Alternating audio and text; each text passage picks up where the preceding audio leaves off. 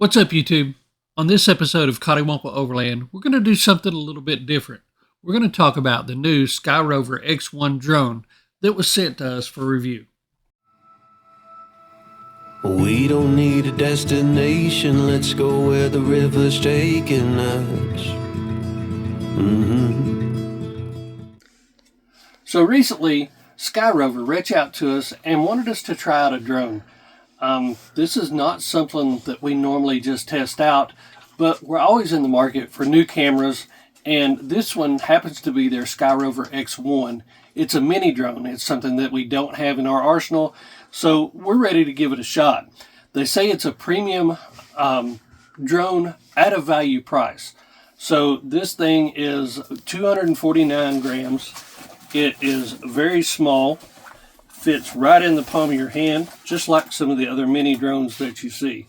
As a matter of fact, it's shaped just like some of the other mini drones. But they say it's a much better value price. So it has 360-degree obstacle avoidance.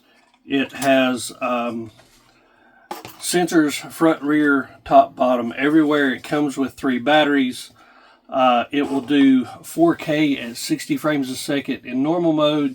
They say it will do 4K at 100 frames per second in slow motion. So you can tell Aspen's already interested in it. So we'll get it put together here and see how it does. We'll let you know.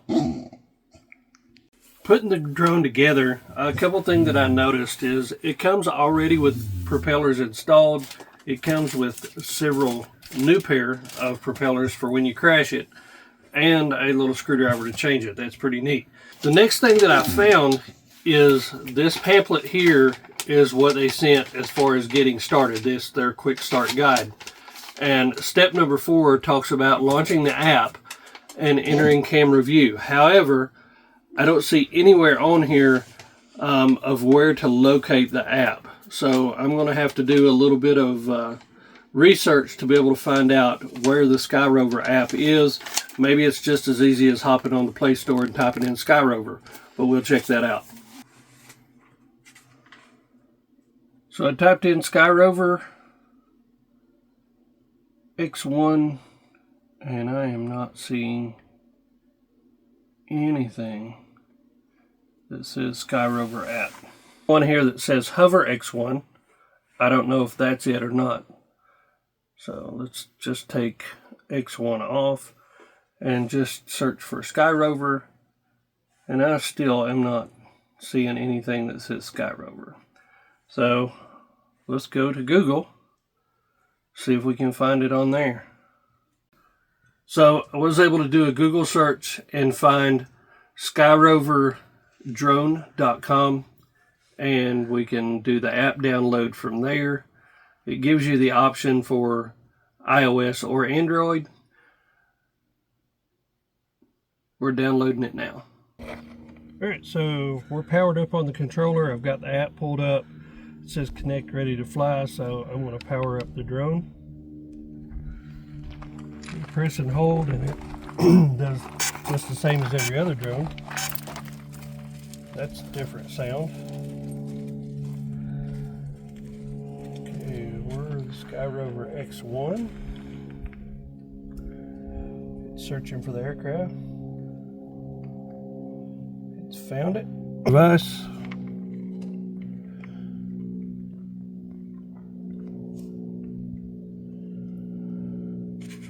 Activation successful. Start flying. Pre-flight check. All is good. We don't need a tutorial. We've pretty much done this before. How do you get out of that? I guess you got to do this.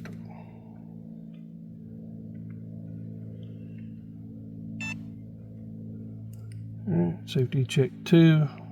Interface looks really familiar, so we're ready to go.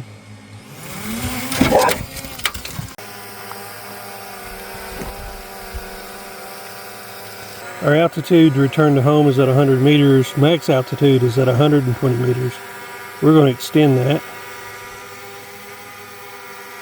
120 meters is 400 feet, so What that does is it's 400 feet above where it took off. So you've got to change that if you're going to be moving.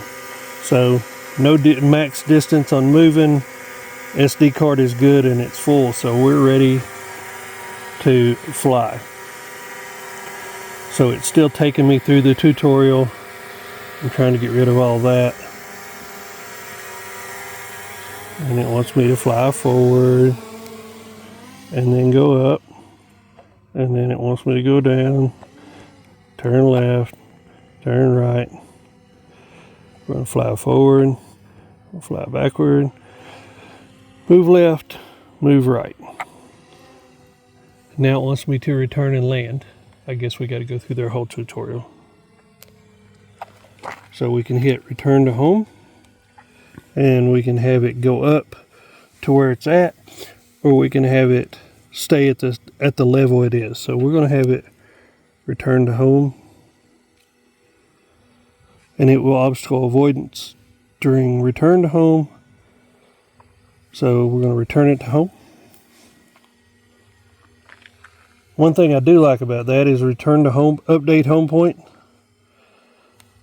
flight tutorial in progress. But if I'm understanding this correctly, wherever this controller is, I can return it to home exactly where the controller is. It don't have to return to home where we started.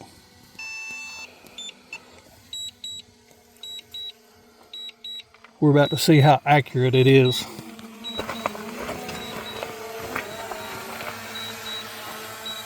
See if it'll land on the refrigerator. So you can see it showing, it's coming down.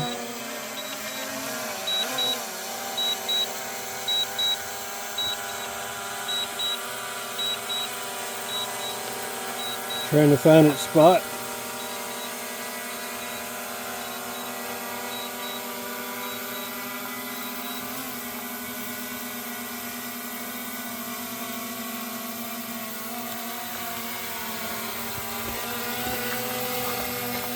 It is not wanting to land there.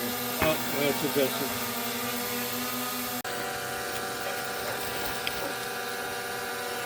So now we're going to go to video mode.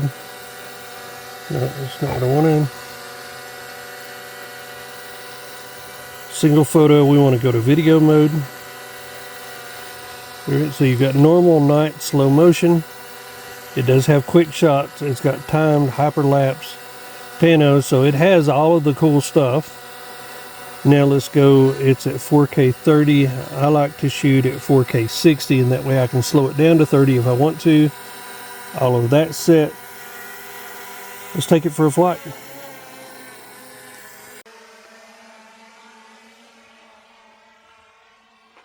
Image looks good. This is in normal mode.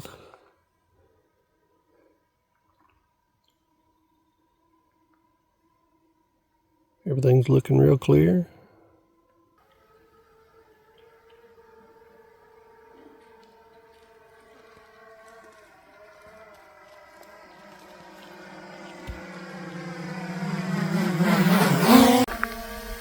So it does quick shots, so we're gonna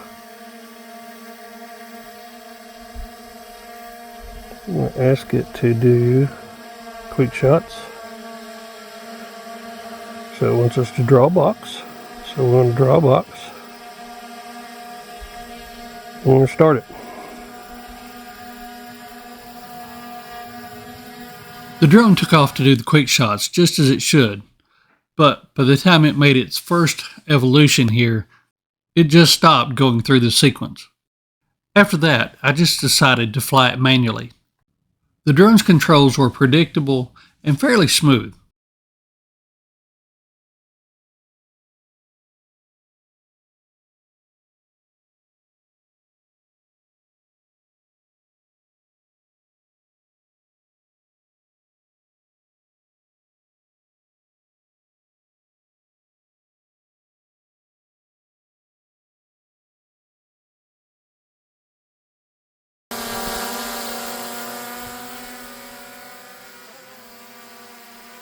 So we'll have to adjust that, but the obstacle avoidance definitely does work, but we want it to go around it. so we'll set that for later. Next, it was time to try out the active track to just see how steady this was going to be, flying on its own and keeping up with something.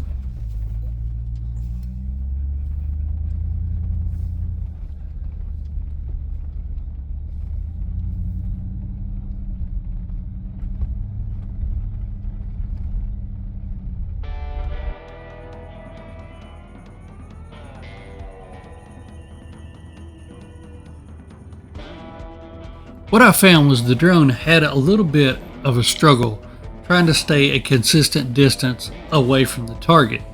Even when I would pull it back away, it always wanted to move right back up, kind of on top of the truck.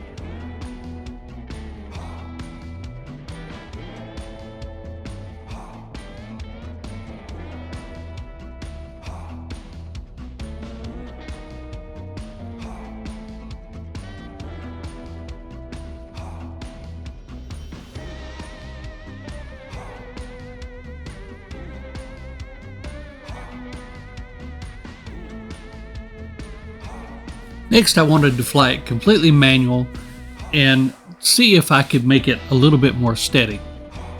This next flight sequence is done completely by hand. Deb was driving and I had the controls in the passenger seat.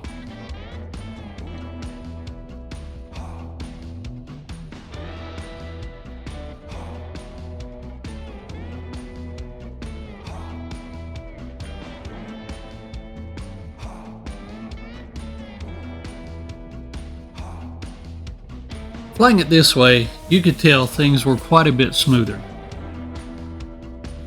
Flying this drone in manual mode is really predictable and it's smooth. As far as the hands-free or automated flying, I think it still needs a little bit of work. Another thing that's really important to me is when I crash it, not if, when, and a new drone pilot is going to crash theirs too. Well, what happens when you crash it and damage it? With some of the other companies, you have a process where you can get it fixed. Through my research, as of now, there's no product replacement or repair that I can find, and I can't even find any replacement parts. Well, this drone is several $100s cheaper than its nearest competitor. It is simply disposable. There's no way to get it fixed or repaired or even buy replacement parts when you crash it. With the other one, you pay a few $100s more, but you also have the ability to find parts for it. SKYROVER may remedy this in the future, but as of this video, it's just not an option. Tell me what you think in the comments below. What do you like about the drone, and what do you dislike about it? For me, the drone did everything that they advertised it was going to do, but at the end of the day, I'm going to crash this thing, and I'm going to end up destroying it. I would rather spend my money on something that I know that I can get replaced when something happens. I hope you found this review informative and insightful, and until next time, see ya.